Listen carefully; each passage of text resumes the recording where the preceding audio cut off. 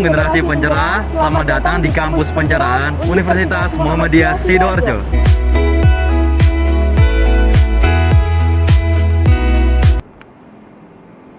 Assalamualaikum warahmatullahi wabarakatuh. Perkenalkan, nama saya Anita Budiastuti. Saya adalah dosen program studi pendidikan agama Islam Universitas Muhammadiyah Sidoarjo. Pada kesempatan ini saya akan menjelaskan salah satu mata kuliah yang saya ampuh, yaitu mata kuliah Metodologi Studi Islam. Mata kuliah ini terdapat di semester ganjil, yaitu dengan jumlah 3 SKS, di mana 2 SKS adalah teori dan 1 SKS praktek.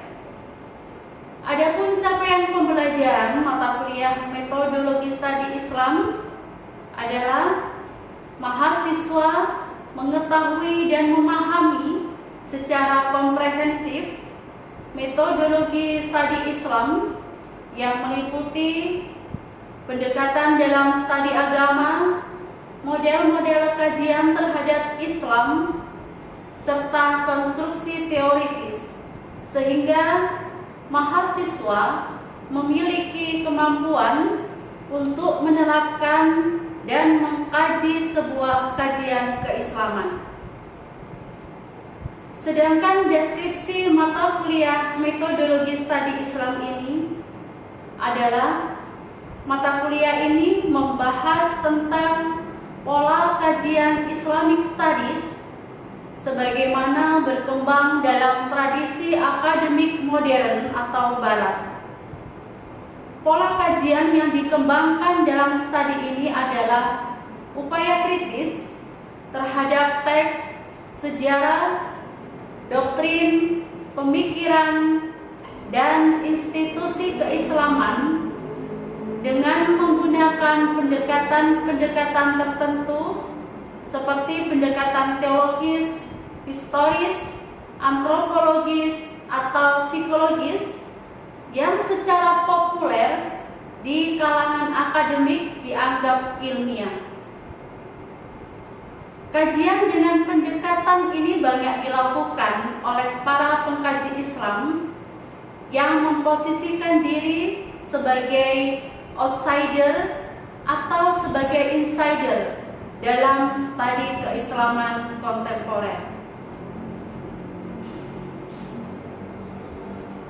Materi pembelajaran dalam mata kuliah Metodologi Studi Islam meliputi pengantar metodologi studi Islam, prinsip dasar epistemologi Islam, manusia dan kebutuhan doktrin agama, sumber dan karakteristik Islam, Islam sebagai agama wahyu Al-Quran, Islam sebagai produk budaya, Islam sebagai pengetahuan ilmiah, pendekatan studi Islam, model penelitian keagamaan, studi kawasan Islam, dan gagasan universal. Sedangkan sistem pembelajaran yang ada di Universitas Muhammadiyah Sidoarjo, khususnya di program studi pendidikan agama Islam, bahwa kami melakukan perkuliahan secara hybrid, yaitu pembelajaran yang bisa dilakukan secara luring di dalam kelas ataupun dengan menggunakan aplikasi pendukung seperti Google Meet, Zoom Meeting, atau sistem e-learning yang terintegrasi dengan sistem informasi akademik Universitas Muhammadiyah Sidoarjo. Dalam e-learning, dosen dapat memberikan materi kuliah dan berbagai assignment yang pengumpulannya melalui aplikasi e-learning sehingga dosen lebih mudah memantau perkembangan setiap mahasiswanya. Untuk mempermudah penyampaian materi dalam mata kuliah Metodologi Studi Islam ini, saya menggunakan buku ajar yang saya tulis sendiri dengan judul Metodologi Studi Islam dan Kajian Islam Kontemporer, Perspektif Insider-Outsider, serta didukung dengan bahan ajar lain yang sesuai dengan RPS yang saya buat. Saya menerapkan berbagai inovasi, strategi, dan metode pembelajaran dengan tujuan adanya peningkatan hasil belajar mahasiswa dan lulusan nantinya yang akan memiliki kompetensi sesuai dengan yang kita harapkan. Pembelajaran yang saya laksanakan berbasis student center learning dengan menggunakan metode case study dan project based learning, di mana mahasiswa harus lebih aktif dan diberikan kesempatan untuk mengembangkan pola pikirnya serta melakukan eksplorasi, penilaian, interpretasi, sintesis, dan informasi-informasi terkait kajian keislaman. Metode pembelajaran yang dapat mengadopsi prinsip ini adalah diskusi dan demonstrasi. Melalui diskusi kelompok dengan harapan mahasiswa nantinya dapat memahami dan memperoleh materi MSI ini secara luas dan mendalam. Kemudian dalam metode demonstrasi atau simulasi, mahasiswa saya sajikan sebuah karya hasil studi keislaman, kemudian mahasiswa mengembangkan pola pikirnya dalam menghubungkan teori dan praktek. Di sini saya bentuk kelompok dan memberikan topik permasalahan dalam sebuah artikel studi keislaman, lalu mahasiswa menganalisis metodologi yang digunakan dalam mengkajinya. Kemudian mahasiswa dapat mempresentasikan hasilnya dengan harapan mahasiswa dari mata kuliah ini dapat melakukan kajian tentang permasalahan keislaman yang kontemporer dengan menggunakan metode studi Islam. Sistem penilaian saya ambil dari aktivitas mahasiswa yang meliputi kehadiran, nilai tugas, termasuk di dalamnya laporan analisis hasil review kajian keislaman, serta penulisan artikel keislaman. Juga nilai UTS dan UAS dan persentase penilaiannya sebesar 50% teori dan 50% praktek. Hasil evaluasi nilai saya input melalui sistem informasi dosen Siado yang terintegrasi dengan sistem informasi mahasiswa, sehingga mahasiswa dapat melihat nilai secara transparan. Bagi mahasiswa yang nilainya kurang bagus, saya memberikan kesempatan untuk remedial sesuai jadwal akademik yang ditentukan oleh Akademik Universitas Muhammadiyah Sidoarjo. Berikut ini saya akan tampilkan video pembelajaran metodologi studi Islam di laboratorium micro teaching. Segera kita saksikan bersama. Assalamualaikum warahmatullahi wabarakatuh. Waalaikumsalam warahmatullahi wabarakatuh. Bagaimana kabarnya teman-teman? Alhamdulillah. Alhamdulillah. Pada pertemuan mata kuliah metodologi studi Islam kali ini, kita pada pertemuan yang ke-9, di mana sebelum kita masuk dalam tema pendekatan metode Islam, di pertemuan yang kemarin kita sudah membahas tentang Islam sebagai ilmu pengetahuan. Nah, masih ingat tidak Islam sebagai ilmu pengetahuan itu maksudnya seperti apa? Boleh raise hand? Yang masih ingat? Oke, Mbak silakan. Jadi Islam memandang ilmu pengetahuan sebagai kebutuhan manusia dalam mencapai kesejahteraan hidup di dunia dan memberi kemudahan kita untuk mengenal Tuhan. Oke, baik, seperti itu. Paham semuanya ya?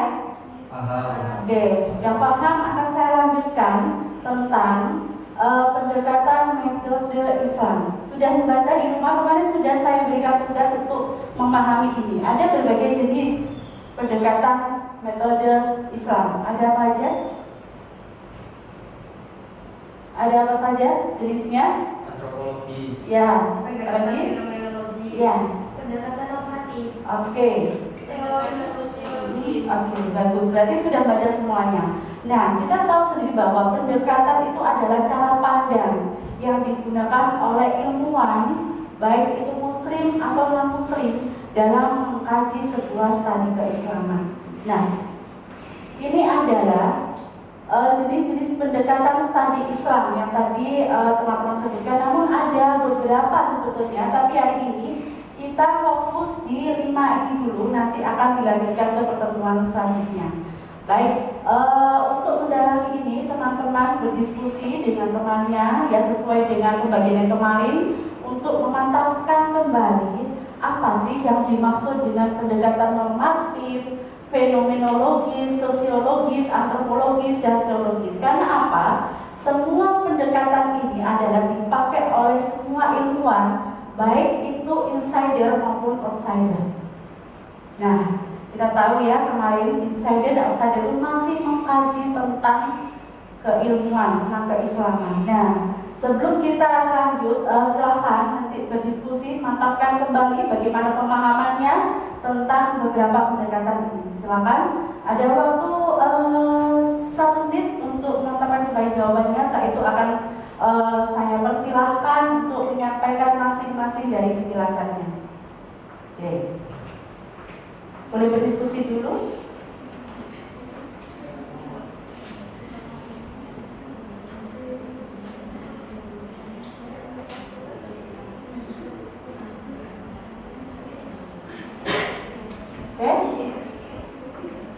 Kalau sudah bilang siap?